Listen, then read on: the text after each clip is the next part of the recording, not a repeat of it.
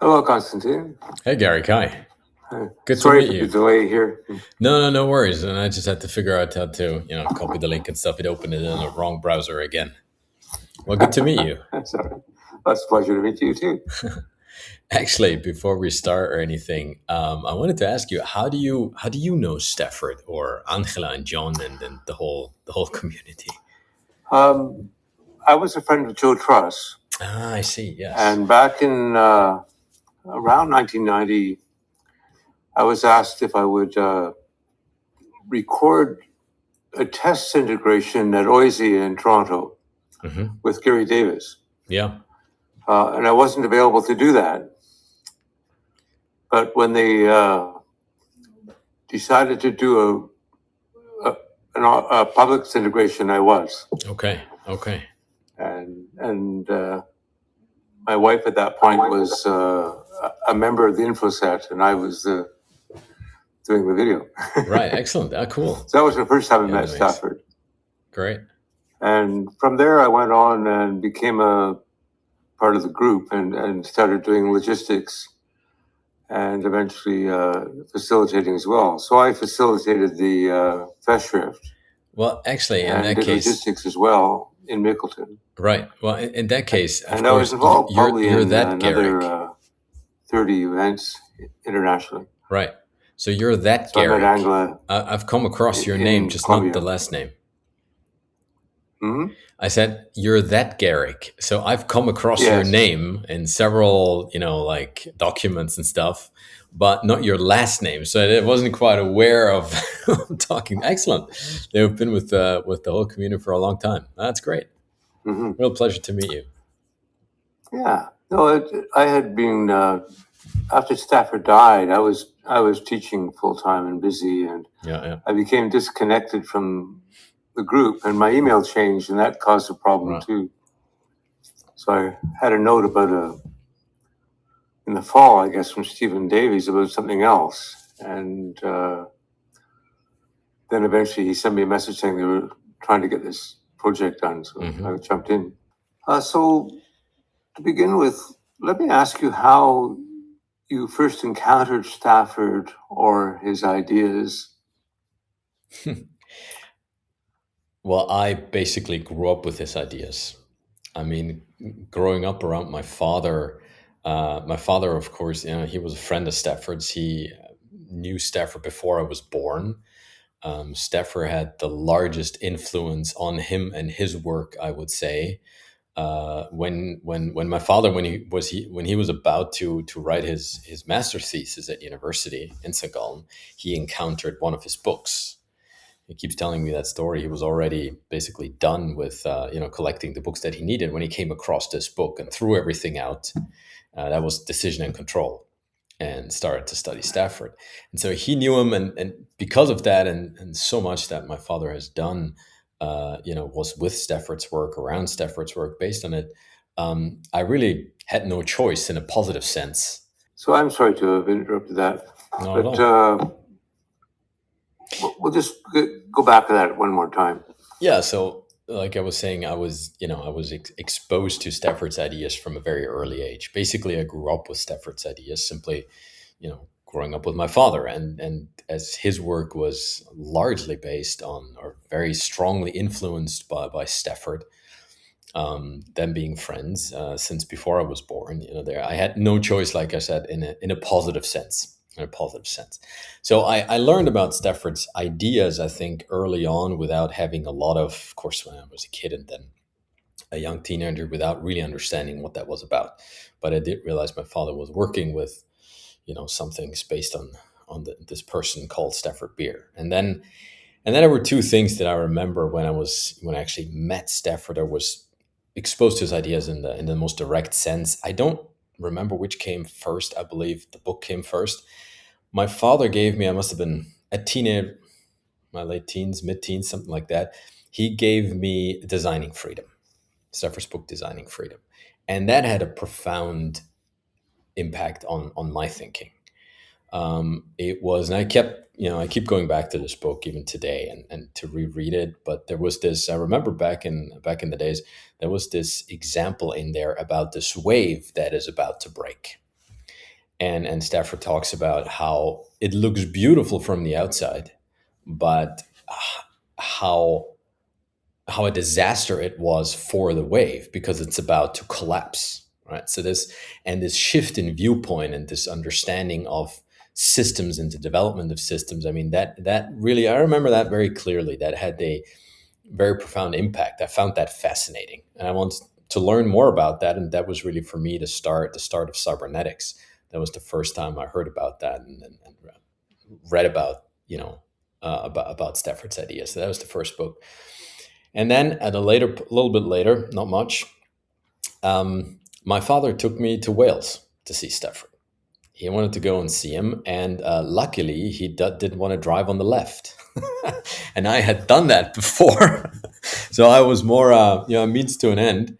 And he invited me to come along, and we flew, I think, into Manchester, probably was, and drove into Wales, and went to see Stafford at his cottage, which was a great thing as well. My English was not very good back then yet. The ideas were still rough, and and I remember the cottage was, it was damp, it was cold. Um, my father and Stafford had the grandest of time because they were discussing all these great ideas. I understood only so much. Was freezing most of the time, and I remember at some point I think Stafford just, he felt with this kid and listen, if there's one thing you should take away from here, it's Ashby's law. And so he explained to me Ashby's law, gave me the example of the football team, right? And how do you control a football team, basically? And so I remember that, and that was really cool because Stafford explained Ashby's law to me in the most direct sense. But that was that. We had lunch in Lampeter and a lot of beer and a lot of drink and sitting at the cottage for 2 or 3 days and things and discussing stuff. So those were the earliest encounters that I remember with Stafford himself and his work. Great, thank you. But let me put it a different way. Actually, that was very nice. Actually, I was going to ask you if did you have any direct writing or anything from Stafford that he gave you at any point? You mean like something personal? Yeah, Or just curious. Yeah. no, I don't think so. I don't think I Okay. got any.